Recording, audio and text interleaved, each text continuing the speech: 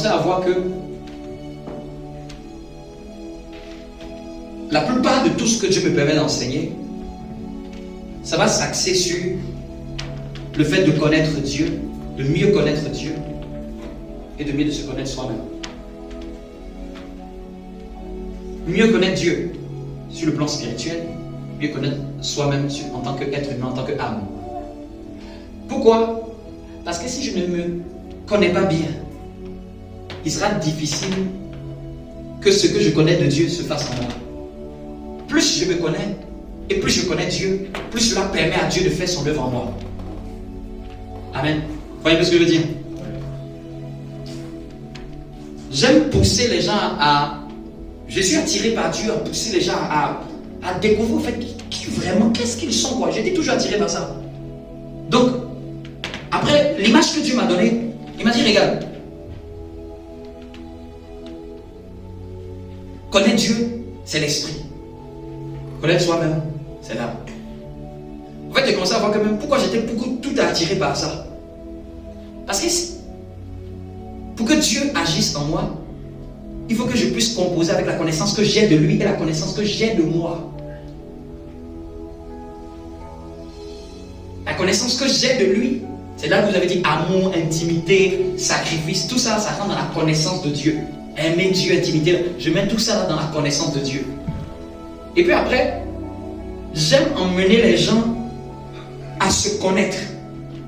C'est pour ça que par exemple, ceux qui ont fait un jeu, par exemple, je vous ai montré un peu même les personnalités. Parce que j'aime emmener les gens à se connaître. C'est pas quelque chose que je fais par hasard, je suis attiré par ça.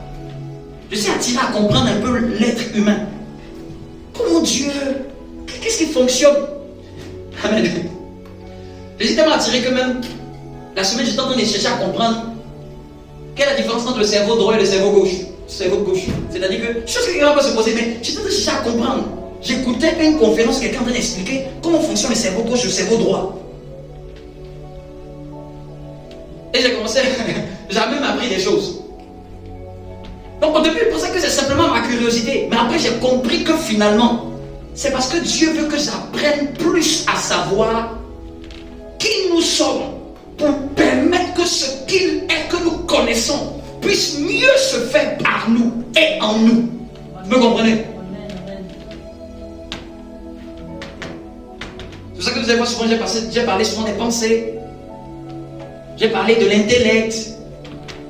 J'ai parlé souvent du conscient. J'ai parlé du spirituel, des lois divines. Mais l'esprit, connaître l'esprit, les choses spirituelles, et ne pas se connaître soi-même, c'est ce qui a détruit beaucoup de gens. C'est-à-dire que tu en sais beaucoup, mais ça ne se voit pas. Parce que je ne me connais pas moi-même. Je ne sais pas comment ça doit se faire en moi. Que Dieu nous emmène à nous connaître encore mieux.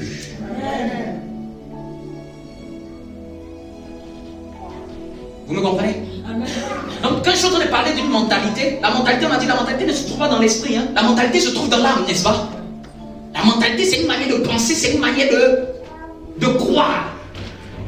Mais vous voyez que Dieu, je peux connaître Dieu. Mais il faut que ce qu'il est soit en association avec ma mentalité qui est dans mon âme. Donc je dois comprendre le mécanisme dans mon âme. Je dois mieux le comprendre parce que ça peut être un frein à l'œuvre du Seigneur en moi. Donc je vais dire que j'ai prié, j'ai jeûné, j'ai appliqué des lois spirituelles et puis je ne vois pas les choses. Et ce n'est pas parce que tu n'as pas bien appliqué des lois spirituelles. C'est peut-être que tu as fait défaut. Les lois mentales t'ont fait défaut. Je sais pas si vous me comprenez. Amen. Tu as pratiqué une loi spirituelle, mais elle n'a pas été sur la même horizon que ta mentalité, que ton âme. C'est pour ça qu'il y a des gens, par exemple, ils peuvent avoir des problèmes. Quand tu vas discerner le problème n'est pas un problème de démon. Le problème est un problème d'émotion. Le problème est un problème de son âme. Donc, quand il va approcher quelqu'un qui est plus avisé, quelqu'un qui ne voit pas seulement les démons partout, peut-être un démon peut se trouver derrière, mais le démon n'est pas la cause. Donc vous allez venir, vous allez prier. Au nom de Jésus, je mets le feu, je chasse, je fais ceci, je fais cela. Le démon va partir, va revenir parce que la cause, ce n'est pas lui. Lui profite de l'occasion. Les démons sont des profiteurs.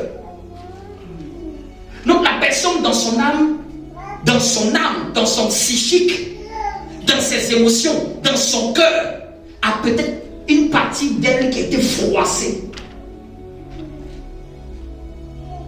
Une partie d'elle qui a été brisée. Une conception ou une image qui a été salie. Et les démons profitent de cet état d'âme pour venir se mêler à l'intérieur pour aggraver ses problèmes. Mais la cause de son problème est peut-être même mentale, est peut-être même émotionnelle.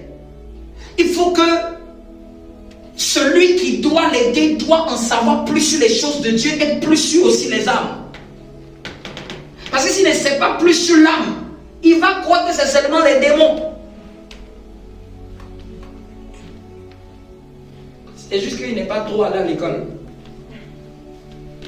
C'est-à-dire qu'il est allé à l'école de l'esprit, mais il ne connaît pas trop qui est l'être humain. Que l'être humain est tridimensionnel. Excusez. C'est comme les lois du corps. Quelqu'un qui mange beaucoup de sel, c'est une loi du corps qui transgresse. C'est pas une loi spirituelle.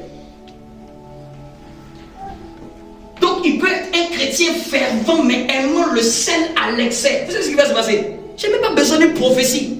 Je sais qu'il vient de transgresser une loi du corps. Il est en excès de sel. Il va avoir des problèmes à un certain âge au niveau cardiaque. Donc quand il va venir, on va dire, oh c'est les démons, ça c'est un esprit de sorcellerie, ça c'est parce que la personne seulement qui est le leader ne connaît que les choses spirituelles, n'est pas informé sur les lois du corps, pour discerner, pour que Dieu puisse dire, ça, ce n'est pas un esprit, ça, c'est une gestion mauvaise d'une loi du corps. Tout ne se règle pas dans l'esprit. Chaque partie de notre être a été bien faite par Dieu et à son rôle et à son but et à ses principes et à ses lois. Vous me comprenez? Amen. C'est pour ça que tu peux être dans ton esprit, tu peux savoir que tu sens. Et puis tu peux ne pas voir. Parce que ce qui est dans l'esprit là, c'est vrai. Mais maintenant, est-ce que j'ai laissé ce qui est dans l'esprit là passer au travers de mon âme pour le voir? Quelqu'un me comprend? Amen. J'ai dit Genèse, on va lire ce texte. Un autre texte d'Abraham. J'ai posé la question au Seigneur. Encore quelle histoire que tu peux nous partager? On avait lu la fois dernière Genèse 13, mais on va lire Genèse 15. Et j'ai dit Alléluia quand Dieu m'a permis de voir ce texte. Amen. J'ai dit ça va dans la continuité de ce que tu veux nous faire comprendre. Genèse chapitre 15 à partir du verset 1er. Donc c'est pour ça que chrétiens, soyez des chrétiens équilibrés. Ne soyez pas des chrétiens seulement d'un seul côté, forts dans un côté. On doit être des chrétiens équilibrés. Mentalement, spirituellement et physiquement. Vous me comprenez? Si je ne bois pas de l'eau jusqu'à un certain temps, la soif que j'ai n'est pas une soif de l'esprit, c'est une soif de mon corps. Si la personne commence, il y avait quelqu'un que je connais qui a été hospitalisé parce que la personne a fait, comment on appelle ça, un problème rénal. Amen. Et le problème rénal, les médecins lui ont dit, vous ne buvez pas assez d'eau. Donc tu aurais pu croire que non, ça se fait les démons, ça se fait une attaque, ça se fait mon sein. C'est une loi qui n'a pas été respectée. Les médecins ont juste dit, il faut boire beaucoup d'eau. La personne n'a pas bu beaucoup d'eau, donc ça crée des calculs rénaux. Hospitalisation. Le remède c'était buvez beaucoup d'eau. Buvez régulièrement. Ça doit être équilibre.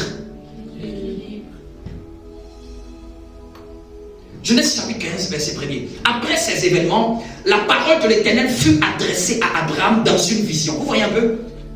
Et pour contextualiser, c'est que c'était la période où Abraham était allé faire la guerre à plusieurs rois. En ce temps-là, qui avait kidnappé son neveu Lot et sa famille. Donc, il était allé faire la guerre contre le roi Kedorlaomer. Amen. Et plusieurs autres où il a fini par vaincre ces rois. Et après, la Bible dit qu'il a donné la dîme de tout à Melchisédek. Et c'est là que la Bible nous fait comprendre après ces événements. Donc, après ces événements, la parole de l'Éternel fut adressée à Abraham dans une vision. Tiens, la parole de l'Éternel dans une vision. La parole de l'Éternel dans une vision. Je veux une petite parenthèse. La vision, ce n'est pas seulement une image, ça peut être une parole. Oui. C'est la parole de l'Éternel qui a été adressée dans une vision. C'est-à-dire que tu es là comme si tu entends quelque chose qui monte dans ton cœur, ou tu entends audiblement une parole. C'est une vision, mais c'est une vision auditive. Oui. Tu perçois quelque chose d'auditif. Vous me suivez? Amen. C'est juste une petite parenthèse pour que quelqu'un comprenne que vision n'est pas forcément imagée. Une vision peut être sonore. Parce qu'ici, c'est la parole de l'Éternel qui s'est révélée à Abraham dans une vision. Une perception de son esprit, mais d'un son émanant de Dieu. Vous me comprenez? Amen. Donc souvent quand tu pries, ne t'attends pas parce que j'ai pas eu d'image, donc c'est que j'ai rien eu. Tu peux avoir, et souvent tu as eu beaucoup de visions, mais c'est parce que tu ne sais pas. Vous me comprenez? Il dit, Abraham, ne crains point. Je suis ton bouclier. Et ta récompense sera très grande. Donc Dieu lui apparaît et dit, ne crains point. C'est pas parce que tu as eu un moment de trouble où tu as dû aller combattre. Tu as dû chercher la victoire. Je t'apparais pour te dire, ne crains point. Si Abraham a dû recevoir ce message, c'est qu'Abraham est en train de s'inquiéter. Abraham est en train de se poser des questions. Et d'ailleurs, même, il va même révéler à Dieu la question même qui se posait. Vous me comprenez? Amen. La promesse que Dieu a donnée à Abraham, c'était quoi? De quitter la maison de son père, de quitter sa patrie, son pays, pour aller dans le pays où Dieu lui montrera. Amen. C'est la promesse avec laquelle Dieu a appelé Abraham. La promesse que Dieu veut faire à Abraham, c'est de lui emmener dans un pays où coule le lait ou le miel, un pays qui lui donne un héritage. Amen. Ça, c'est la promesse que Dieu a faite à Abraham. C'est une promesse que Abraham même n'a pas priée. C'est Dieu lui-même qui a décidé d'accomplir cette chose avec Abraham. Si seulement il l'écoutait et le suivait. Mais ici, maintenant, il dit, ne crains point, je suis ton bouclier, ta récompense sera très grande. Je prie que cela soit ton partage. Au verset 2, Abraham répondit l'Éternel. Que me donneras-tu? Donc on comprend pourquoi Dieu apparaît à Abraham. Parce qu'Abraham a commencé à se poser des questions sur ce qu'il devait posséder. Que me donneras-tu? Je m'en vais sans enfant. On comprend pourquoi Dieu l'a apparu dans une vision. Il est en train assis de s'asseoir seulement. J'ai pas d'enfant. Lui, il va me donner une terre. Il va me donner un pays. Mais Abraham a regardé un autre aspect de sa vie. Il dit, mais j'ai pas d'enfant. Au début, ça avec Dieu n'a jamais été dans leur discours. Cette partie de la vie d'Abraham là, c'est un désir d'Abraham. C'est pas la chose pour laquelle quand Dieu a appelé Abraham que Dieu a dit ça. Vous me suivez? Mais Abraham dans son parcours avec Dieu a constaté qu'il y a un domaine de sa vie où il s'inquiétait. Où il se disait comment ça va se faire. Où il n'avait pas encore vu quelque chose de son espérance. Amen. Bien-aimé, écoute cette parole. La Bible dit que ne crains point, il est ta récompense. Il dit, verset 2, je m'en vais sans enfant. Et l'héritier de ma maison, c'est Eliezer de Damas. Donc, en d'autres termes, même de la même manière que Sarah avait donné Agar, bien avant, Abraham avait déjà trouvé une solution à lui. Une méthode selon sa perception humaine. Une méthode selon comment il voyait les choses. C'est-à-dire que quand il regardait le temps, il regardait l'âge, il regardait l'époque. Il s'est dit que c'est peut-être mon serviteur Eliezer qui va hériter de ma maison. Il n'a pas, en d'autres termes, pour lui, il se dit que c'est fini, quoi. Vous voyez un peu. Il a espéré contre toute espérance. Et il ne voit rien. Et il dit à Dieu, c'est Élézer de Damas, c'est l'élu héritier de ma maison. Amen. Amen. Il dit, je m'en vais sans enfant. C'est-à-dire que, ici, il n'était pas en train d'espérer. Hein. Pour lui, c'était fini. Je m'en vais sans enfant. Parce que quand il regardait son âge, il dit, c'est fini, c'est plus possible. Je m'en vais. Il n'a pas dit j'aurai ou je veux. Il dit, je m'en vais sans enfant. Et ce qui me plaît, c'est au verset 3. Abraham dit, voici, tu ne m'as pas donné de postérité. Et celui qui est né dans ma maison sera mon héritier. Élézer est né dans la maison d'Abraham. Donc, c'est-à-dire qu'Abraham est en train de faire la conclusion sur un sujet. J'aimerais dire à quelqu'un, là où tu peux conclure, Dieu n'a pas conclu. Amen. Amen. Abraham, notre père de la foi, notre référence, Abraham a conclu sur son cas d'enfant. Il a conclu en parlant de ça avec Dieu. Que c'est celui qui est né dans ma maison qui va être l'héritier. Voici, je m'en vais, tu ne m'as pas donné d'enfant. Amen. Il était un peu stressé, peiné, amen, un peu touché. Vous me comprenez un peu? C'est pour ça que même Dieu a dû l'apparaître pour lui dire, ne crains point. Et j'aime encore le verset 4. Alors la parole de l'Éternel lui fut adressée. Ce n'est pas lui qui sera ton héritier, mais c'est celui qui sortira de tes entrailles qui sera ton héritier. Vous imaginez, Abraham n'a même pas dit que je veux. Il a dit que voici je pars. Je n'ai pas. Amen. Abraham a commencé à conclure. Mais Dieu a dit ce n'est pas la fin. Non. Ça ne va pas se faire de la manière dont toi tu penses. Ça ne va pas se faire selon ce que toi tu as prévu. Je vais te donner un enfant qui sort de toi. Je prie au nom de Jésus-Christ de Nazareth. Que ta mentalité soit ouverte à ce que là où toi-même humain, tu pouvais croire que c'était clos. Que Dieu te fasse voir qu'il y a plus que ça qui peut sortir. Amen. Notre Père de la foi a conclu. Voici, je m'en vais, je n'ai pas d'enfant. Notre Père de la foi, c'est Dieu qui a dû lui dire. Dieu qui a dû lui dire, je vais te donner un enfant. Dieu a élevé sa vision. Dieu a élevé son standard. C'est comme s'il voyait là. Dieu a dit, laisse-moi cette pensée-là. Voilà, c'est ça que je vais te donner. Amen. Dieu est tellement bon qu'il peut élever ton standard. Amen. Qui peut te permettre de voir au-delà de ce que toi-même tu pouvais voir. Il peut te donner de pouvoir percevoir au-delà de ce que toi tu percevais. Parce que dans toutes choses, Dieu est plus grand que nous. Dans toutes choses, Dieu est plus puissant que nous. Dieu a des millions d'avance sur toutes les possibilités. Il sait qu'à un certain moment, l'homme peut voir, mais l'homme va s'arrêter à un niveau. Mais lui n'est pas une création. La Bible dit qu'il n'a jamais été créé. Il n'a ni été engendré. Il n'y a en lui ni commencement ni fin. C'est-à-dire qu'il est capable de pouvoir donner une vision supérieure à celle d'un homme. Amen. L'homme peut avoir une imagination, mais Dieu peut faire au-delà de cette imagination. Qu'est-ce que Dieu te dit? Qu'est-ce que tu crois que Dieu veut faire par toi? Il dit, au verset 5, lisons ça le verset 5. Il dit, et après l'avoir, donc quand tu as fini de dire, je vais te donner un héritier, Dieu dit, je vais faire un exercice encore mental. Ah, j'aime ce Dieu. Je vais faire un exercice encore mental. Là, c'est parler, c'est relâcher la prophétie. Mais il faut que ton âme puisse apprécier ce que je veux faire.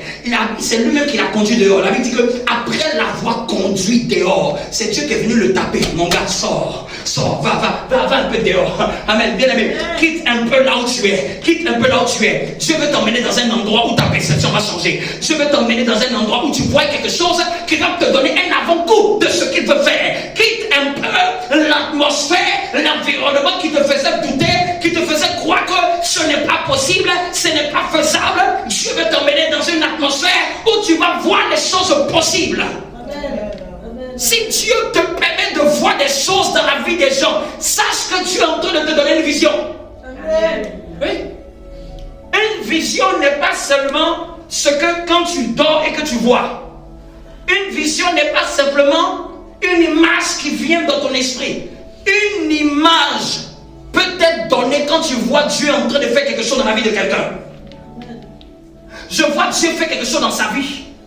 Et ce que je vois là peut me donner un avant-goût de ce que Dieu est capable. C'est pour ça que quand tu vois Dieu en train de faire quelque chose que toi peut-être tu n'as pas encore vu, que toi peut-être tu n'as pas encore eu, que toi peut-être tu n'es pas encore allé, c'est en train de te dire, si tu vois ça, c'est que c'est possible pour toi. Je ne sais pas si vous me comprenez. Amen. Pourquoi Dieu te permet de voir? Vous me comprenez? Amen. Après l'avoir conduit dehors, est-ce que tu t'habilles? Est-ce que tu t'habilles là-bas? Est-ce qu'on peut lire? Après l'avoir conduit dehors, il fait quoi? Il dit quoi? Regarde le ciel et compte les étoiles. Si tu peux les compter, il lui dit, telle sera ta postérité. Amen. À son temps, il n'y avait pas de Bible. Dieu devait faire un travail sur son imagination. Parce qu'il allait lire l'histoire de Job ou ça. Il allait lire l'histoire de Paul ou ça. Il allait lire, il était le patriarche, c'est le premier. Donc quand Dieu est en train de dire, regarde le ciel, Dieu est en train de lui faire une méditation. Dieu est en train de lui faire un exercice mental. Dieu est en train de lui faire comprendre l'image de ce qu'il peut avoir. Chaque fois que Dieu veut faire quelque chose, Dieu va te donner une image. Cette image, ce n'est pas forcément une image d'un rêve. Ça peut être l'image même d'un accomplissement divin dans la vie de quelqu'un. Quand tu vois et que tu es spectateur, tu n'es pas spectateur par hasard. Tu es spectateur pour que ta foi prenne aussi ce genre de grâce. Vous comprenez? Amen. Ce que tu contemples, c'est ce qui s'attire à toi. Ce que tu vois dans les choses de Dieu, dès que tu as vu quelque chose, il est fort probable, et que tu t'attaches à ce que tu as vu, c'est fort probable que tu le vives. Les choses ne se transfèrent pas parce que tu as simplement parlé. Les choses se transforment parce que tu as vu quelque chose. Tu as vu quoi? Tu as vu Dieu œuvrer où? Quand même on écoute les témoignages, vous pensez que c'est pourquoi? C'est pour que tu aies une image de la capacité de Dieu. Quand tu vois Dieu agir dans la vie de quelqu'un, quand tu vois Dieu œuvrer dans la vie de quelqu'un, c'est en train de dire, voici une vision, voici une image à laquelle tu peux t'accrocher, à laquelle ta foi doit aspirer. Tel il a fait, tel cela peut être ton partage. Amen. Mais si tu crois que seulement que tu étais spectateur de l'événement par hasard, les étoiles étaient toujours là, n'est-ce pas? Mais cette fois-ci, c'est Dieu qui lui a dit, sors, regarde. Il avait déjà vu les étoiles. Ce n'était pas quelque chose de nouveau, mais c'est la personne qui lui a dit, maintenant vois. C'est ça qui change tout. C'est ce qui change tout. La manière dont tu vois. La manière dont tu vois. Est-ce qu'Abraham n'a jamais vu d'étoiles? Mais Dieu voulait que maintenant, il ne voyait pas dans les étoiles, de 5 étoiles. Dieu voulait que quand il regarde les étoiles, il imagine sa postérité. Amen. Il perçoit sa postérité. Amen. Il voit des futurs enfants. Amen. Donc souvent des choses peuvent être présentes devant tes yeux, mais c'est ta perception qui est différente. C'est la manière dont tu perçois la chose qui détermine comment cette chose descend sur toi. Amen. Les choses de Dieu fonctionnent avec la perception que tu as de ce que tu regardes. C'est pour ça que souvent les scientifiques disent tu peux regarder sans voir.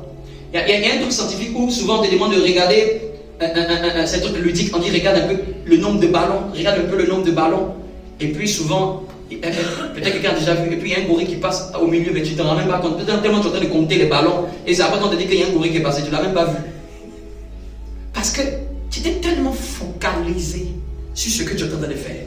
Donc c'est-à-dire que la manière dont tu perçois, comment tu perçois ce que tu vois? Comment tu perçois ce que tu vois? Le bishop qui va nous rendre visite la semaine, il disait quelque chose que j'écoutais hier. Il dit qu'il allait dans un pays, il a vu des gens qui avaient du bétail, qui étaient des paysans modernes. Il a vu au moins des hectares avec au moins 6000 bœufs. Et puis il demande, est-ce que les 6000 bœufs là, ça appartient à une seule personne? Il dit non. On dit non, ça n'appartient pas à une seule personne. Ça appartient au moins une centaine de propriétaires. Mais il dit, mais pourquoi tous ces 6000 là sont assemblés ensemble? Pourquoi chacun n'a pas pour lui, chacun ne garde pas pour lui? Ils disent non. Que s'ils les gardent chacun pour eux là, les enfants vont être avec leur mère et ils vont devenir des enfants consanguins. Donc même chez les animaux, la consanguinité là, aussi ça détruit la race. Donc ils se sont mis ensemble dans le but de pouvoir vous côtoyer d'autres races. Amen. Mais pas des races de la même famille. Vous me comprenez? Lui, quand il a vu ça, ça lui a donné une vision. Dieu dit, tu vas faire maintenant un programme. Et tu vas rassembler tous les chrétiens de différentes églises. Il faut qu'ils se côtoient ensemble. Ça les fortifie. Tu peux voir quelque chose et ne pas voir.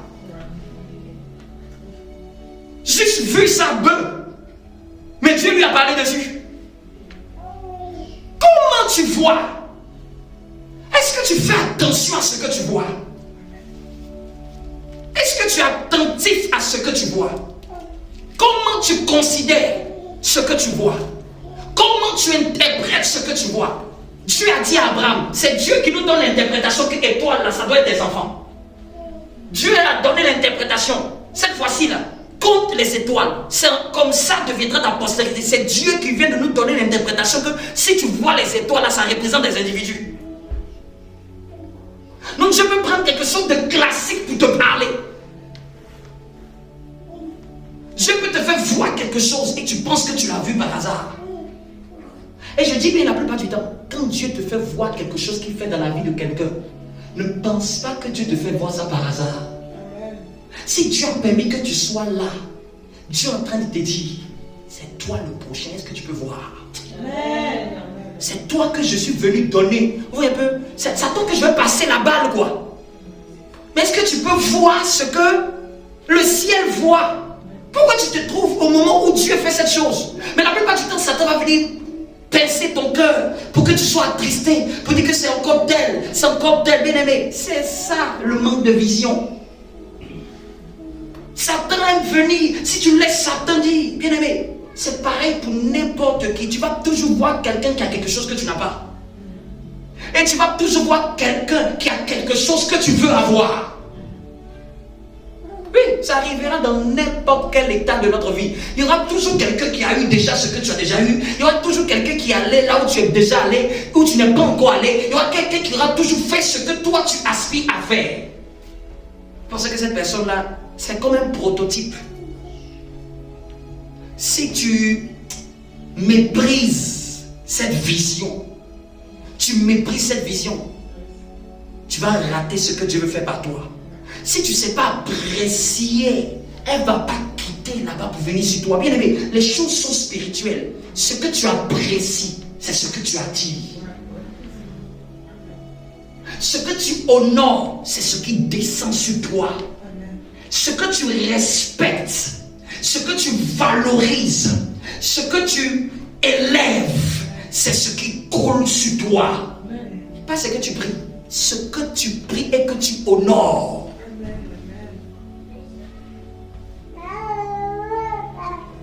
Quelqu'un me comprend? Amen. Tu apprécies quoi?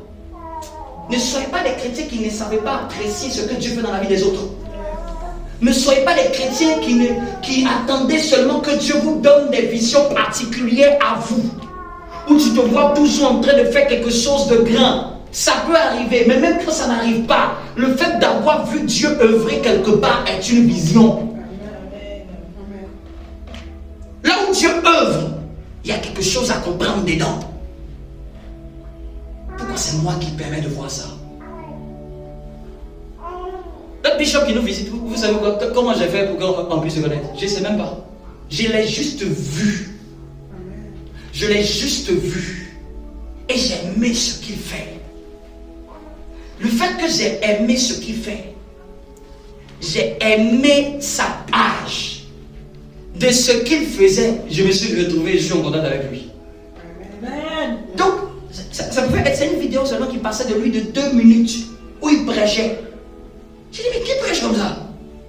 C'est fort ce qu'il dit. Juste si j'ai apprécié ça, je ne serais pas dans quelques mois que c'est chez moi qui va venir. Amen. Ce que tu apprécies, c'est ce qui coule sur toi. Ce que tu honores. Je peux dire que mais c'est juste un téléphone, je vois quelque chose. Est-ce que c'est qu'aujourd'hui, là, même tu utilises la technologie, tu peux voir le témoignage de quelqu'un en Facebook. Ce témoignage n'est pas tombé dans ton téléphone par hasard. Oui. C'est aujourd'hui que la technologie qui pense que... Aujourd'hui, c'est la technologie qui pense que ça nous trompe. Même pas la technologie. Moi, je vous ai déjà dit, c'est en écoutant une prédication que j'ai dit, Seigneur, je vais te servir. Vous pensez que Dieu a fait quoi? C'était venu par Dieu. Je suis tombé sur une prédication. Je suis tombé sur un message. La perception que j'ai eue du message là m'a fait prendre une décision révolutionnaire. Et c'était sur Facebook. C'était pas un ange qui m'a apparu. Il y a des gens, un ange va les apparaître. Un ange n'est pas obligé de t'apparaître pour que tu avances. Si un ange t'apparaît, gloire à Dieu. Mais si un ange ne t'apparaît pas, Dieu va trouver un mécanisme pour te donner une vision. Vous me comprenez? Mais il y a des gens qui n'ont pas vu un ange. C'est que non, j'ai rien reçu de Dieu. C'est que Dieu ne m'a pas parlé. C'est que Dieu ne m'a pas visité. Parce que souvent quand tu pries là, tu lèves le coin de l'œil pour voir s'il y a quelque chose. Le père spirituel de notre bishop qui va venir là, il dit que jusqu'aujourd'hui, il est tellement plus influent. Il dit jusqu'aujourd'hui, quand il prie, il lève les yeux pour voir si que Dieu a parlé. Il dit même un an, il n'a jamais vu. Mais le résultat qu'il a, nous, on n'a jamais vu ça. Il dit que quand il prie là, il tourne un peu comme ça. Est-ce que Dieu va venir?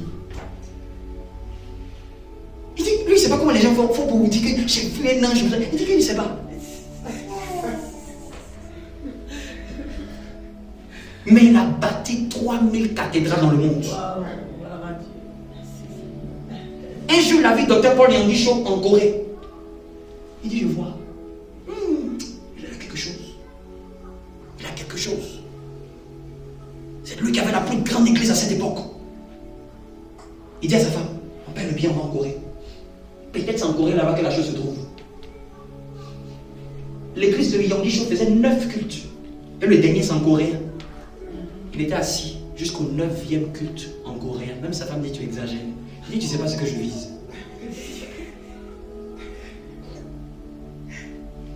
Tellement il a appris que Yonggi Cho joue au golf. Il dit, peut-être c'est dans le golf là que ça se trouve aussi. Je vais te montrer à quel point que il sait ce qu'il veut. Un jour, il dit que quelqu'un l'a invité. Il dit, mais comment ça se fait que tu m'as invité? La personne l'a invité. Il dit, moi, seulement, je t'ai vu avec tel dans la vidéo. Je t'ai vu que j'étais seulement assis. Je me suis dit que tu es aussi quelqu'un de bien. Juste connecté. C'est que tu étais dans le même endroit où lui, il a vu la télé. Il dit, il voyait Benny Où il a cette onction-là? Peut-être c'est là-bas aussi, ça se trouve. Ce gars, chaque fois qu'il a vu Dieu faire quelque chose avec quelqu'un, il a eu l'humilité d'observer et de chercher à apprendre comment ça se fait par toi. Je sais pas si vous me comprenez. Comment ça se fait par toi? Il a vu Dieu faire quelque chose avec quelqu'un. Pour lui, c'est une vision. Pour lui, ce n'est pas par hasard. Tu vas faire attention à ce que tu vois maintenant. Est-ce que tu sais que tu peux avoir quelque chose de quelqu'un sans jamais le rencontrer? À la manière dont tu vas apprécier ce qu'il fait.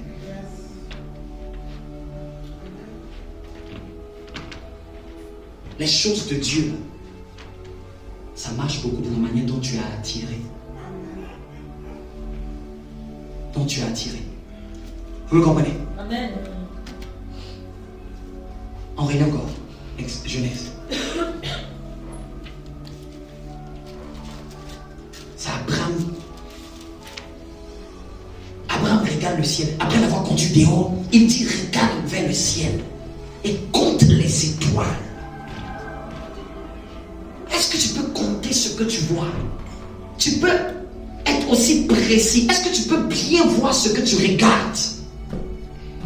Pour que Abraham puisse compter les étoiles, il fallait que Abraham observe.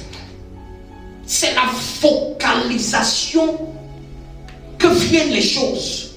C'est la manière dont je contemple les choses, dans la manière dont ces choses descendent dans ma vie.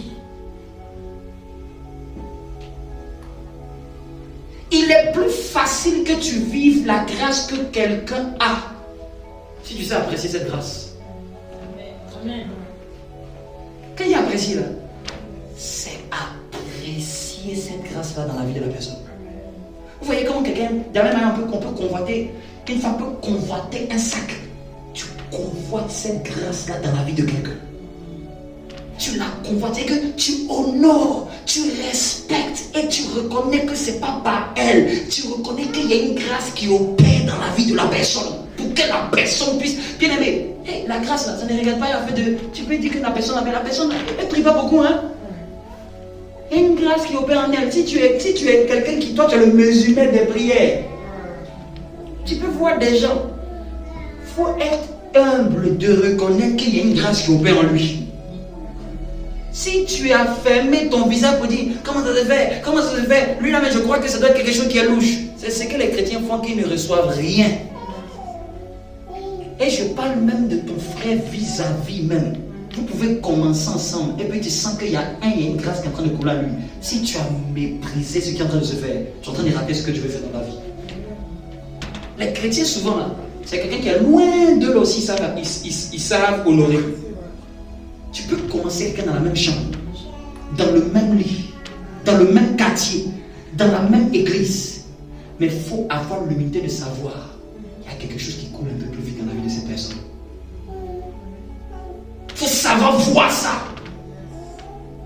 Il faut savoir apprécier ça. Il faut féliciter, il faut bénir Dieu pour cette grâce. Mais si tu as serré ton visage, si tu as fermé ton front, tu viens de fermer ton robinet. Je vous dis ça. Je ne parle pas des pasteurs. Je dis même ton frère, ta soeur chrétienne que tu peux te revoir à l'église. Vous pensez que c'est la même chose. Amen. Quand quelqu'un, Dieu fait quelque chose en lui, pardon, il faut respecter ça. Même si tu n'aimes pas la personne, il faut respecter et être humble qu'il y a quelque chose qui opère en elle. Amen. Vous me comprenez? Tu ne sais pas qui peut t'ouvrir des portes. C'est là qu'Abraham dit, verset 6, Abraham eut confiance en l'Éternel. Après avoir vu là, c'est là que sa confiance est revenue en Seigneur. Amen. Je prie que ta confiance en Dieu soit fortifiée au travers de ce message. Au travers de cette série, que ta confiance en Dieu, ta confiance, c'est-à-dire que Dieu a dû le faire un exercice mental et puis c'est là qu'il a retrouvé confiance. Juste, depuis quand compter étoile donne confiance? Depuis quand? Mais c'est parce que c'était spirituel. C'était divin cet exercice. Que lorsque tu vas tarder tes yeux sur un verset, que ça te redonne confiance. Que tu retrouves espérance. Abraham avait seulement juste dehors avec les étoiles, il a retrouvé confiance. Et imagine, nous on a tout ça et puis quelqu'un perd confiance. Prie jusqu'à ce que Dieu te donne un verset. Prie jusqu'à ce que Dieu te donne au moins une parole. Et au moins tu ne peux pas dire qu'il n'y a pas une parole qui monte dans ton cœur.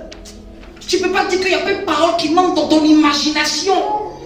La Bible dit que toute parole est utile pour enseigner. Toute parole est utile pour instruire. La Bible dit que sa parole a été faite chair. Là où tu mets ta foi, la parole peut devenir chair. Et la parole s'est faite chair. Et elle a habité parmi nous, pleine de grâce et de vérité.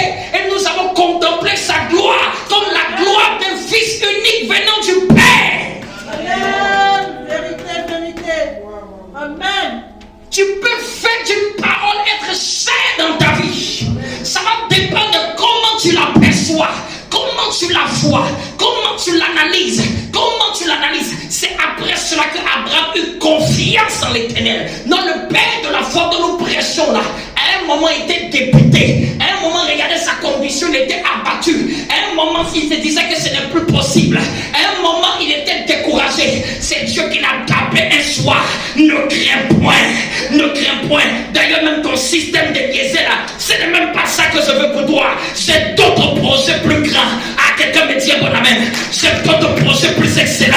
Même si tu Tu es mon fils, mais tu vois trop bas. Laisse-moi cette idée-là. Laisse-moi cette solution-là. J'ai une solution meilleure pour toi. Sors un peu. C'est Dieu qui prend son ami. Il dit, sortons. Je vais te faire voir quelque chose. Quand tu vas le voir, ça va te donner une perception de ce que je veux faire. Commence à compter les étoiles. Telle sera ta postérité. Abraham a exécuté et la confiance est revenue. Amen. La mentalité d'Abraham est devenue supérieure. Lui qui voyait Eliezer a commencé à se percevoir, être porteur d'une postérité. Lui qui voyait que Dieu ne lui a point donné d'enfant a commencé à retrouver confiance. C'est là qu'on dit qu'Abraham a espéré contre toute espérance. Amen, amen, amen. Qu'est-ce que tu perçois? Amen. Une image a changé la vie de quelqu'un. Amen. Un seul exercice. Là, quelqu'un peut comprendre quand j'ai dit qu'il faut prendre ta feuille et puis commencer à parler. Un seul exercice a changé sa mentalité. Un seul exercice. C'est possible, vous me comprenez? Il n'était pas en train de faire Rakatabayanaba. La Bible nous a pas dit ça. Jésus seulement lui a dit seulement compte les étoiles. La confiance est revenue. Souvent, tu crois que tu as besoin de beaucoup d'énergie pour avoir confiance. Tu n'as pas besoin de beaucoup crier. Amen. C'est sur les œuvres de Satan que tu menaces. Mais quand c'est pour toi-même, tu as juste besoin de recevoir. Et de recevoir avec douceur la parole qui a été plantée en vous. Et recevez avec douceur. Je reçois cette parole dans mon cœur. Je reçois cette parole dans mon âme. Il dit gardez, celui qui garde mes commandements, c'est celui qui m'aime. Je garde cette parole. Je la serre dans mon cœur afin de ne pas pécher contre elle. Alléluia. Amen. Salomon dit à son fils, reçois mes instructions, reçois les instructions de ton père, garde-les comme un diadème autour de ton cou. Il y a des choses, on ne s'éloigne pas de ça. Il y a des choses, on ne s'égare pas de ça. Il y a des choses, on ne se met pas à l'écart. Il faut les garder près de ses yeux. C'est pour ça qu'il a dit, médite ce livre de la loi, que ce livre ne s'éloigne point de tes lèvres. C'est-à-dire que chaque matin, tu te lèves sur yeux, tu le confesses, tu le dis, tu dis, et pendant que tu dis, tu as l'image de ce que tu crois. Pendant que tu parles, tu idéalises ce que tu vois. Amen. Il est venu. Regardez, même quand vous lisez dans Josué, la Bible dit que c'est Dieu qui est venu dire à Josué. Lisez bien, la personne qui a annoncé le deuil de Moïse, c'est Dieu. C'est Moïse qui est venu dire, Dieu qui est venu dire à Josué, Moïse, ton serviteur, est mort, mon serviteur est mort. Mais il a tapé. Prends courage. Qu'est-ce qu'il est en train de faire là? Il est en train de fortifier son homme intérieur. Il dit, à 3 reprises, il dit, fortifie-toi et prends courage. Pour agir fidèlement selon ce qui est écrit. Ne t'ai-je pas dit, je ne t'abandonnerai pas. Je ne te délaisserai pas. Je serai partout où tu iras. Tu battras les Philistins. Pourquoi Dieu fait ça? Dieu voulait que son âme ait confiance. Tiens-toi debout. Parachata. Que ta mentalité soit élevée. Que tu voies comme Abraham a vu. Amen. Amen. Que des versets ne soient plus de simples versets, mais que tu voies les promesses de Dieu dans ces versets. Que tu voies la main de Dieu dans ces versets. Amen. Que tu voies, bien aimé, un verset. Parce que David Oyedepo dit qu'en 85, il se rappelle, il dit qu'un verset a changé sa vie. Juste parce que la manière de le comprendre a changé. Quelqu'un, quand il te dit les années où sa vie a changé, il te dit un verset. Il te dit, en telle année, ma vie a changé parce que quand je méditais à telle heure, j'ai vu autrement ce verset. Il dit, plus jamais la vérité de ce verset-là ne sera contraire dans sa vie. Comment tu le vois? Comment tu le perçois? Si c'est une des étoiles qui ont donné confiance en Dieu, imagine la parole de Dieu faite chair. Des étoiles. Depuis que compter étoiles donne confiance à quelqu'un. Et nous, on a plus que des étoiles. On a plus que les étoiles. Je dis, retrouve ta confiance en l'Éternel. Amen. Retrouve ton espérance en Dieu. Amen. Que ta mentalité soit vers le haut au nom de Jésus. Amen. Pense grand, mets la main sur la tête. Pense grand au nom de Jésus. Amen. Rêve grand au nom de Jésus. Vois grand au nom de Jésus. Vision grand au nom de Jésus. Imagine grand au nom de Jésus. Perçois grand au nom de Jésus. Vois les étoiles qui sont pour toi. Vois ce que tu as prévu pour toi. Que tu perçoives l'espérance qui s'attache à ton appel. Que tu perçoives la pensée de Dieu. Que tu captes ce que Dieu veut pour toi. Que ta vision s'élève. Que ta vision s'élève. C'est-à-dire que ta vision s'élève. Que ta vision s'élève. Que tu vois plus loin. Que tu perçois plus loin. Que tu vois plus loin par rapport à tes finances. Que tu vois plus loin par rapport à ta famille. Que tu vois plus loin par rapport à ta destinée. Par rapport à ton mariage. Par rapport à ta vie spirituelle. Par rapport à ton travail. Par rapport à tes entreprises. Que tu vois plus loin par rapport même à ta santé. Que tu vois plus loin par rapport à ta condition. Vois plus loin. Vois plus loin. Vois plus loin. S'ouvre les cieux. S'ouvre les cieux. Je fais tomber les écailles des cieux. Je fais tomber les écailles des cieux. Ta perception grandit. Espère contre toute espérance. Espère contre toute espérance. Retrouve ta confiance dans le Seigneur. Retrouve ton espérance dans le Seigneur. Retrouve ta joie dans le Seigneur. Retrouve ta paix dans le Seigneur. Retrouve ta joie, ton enthousiasme devant les saintes écritures. Les paroles de Dieu sont ointes. Les paroles de Dieu sont ointes. Les paroles de Dieu sont ointes. Si tu as donné une parole, tu as donné une vision. Quand la parole de l'Éternel apparut à Abraham dans une vision, c'est la parole qui lui apparut dans une vision. C'est la parole qui lui apparut dans une vision. Si Dieu t'a donné une parole, il t'a donné une vision. S'il t'a donné une vision, il t'a donné le moment, l'opportunité de retrouver ta confiance. Attache-toi à cette parole. Attache-toi à cette parole. Tu ne mourras pas, tu vivras. Tu raconteras les œuvres de l'Éternel. Tu ne mourras pas, tu vivras. Tu vivras les prophéties de Dieu. Tu vivras la parole de Dieu. J'ai dit, tu ne seras pas en manque de postérité. Dieu va ajouter. La stérilité va partir. Et la fertilité va intervenir. La stagnation va partir. Et l'abondance et la surabondance va s'accrocher à toi. Ce que tu ne croyais pas que tu étais capable, c'est ce que Dieu va faire. C'est ce que Dieu même va cibler. C'est ce que Dieu même va utiliser pour glorifier son nom dans ta vie.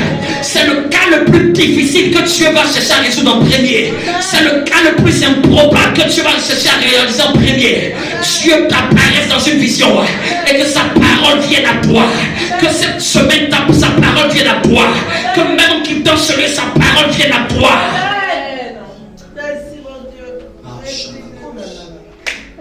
Acclame bien.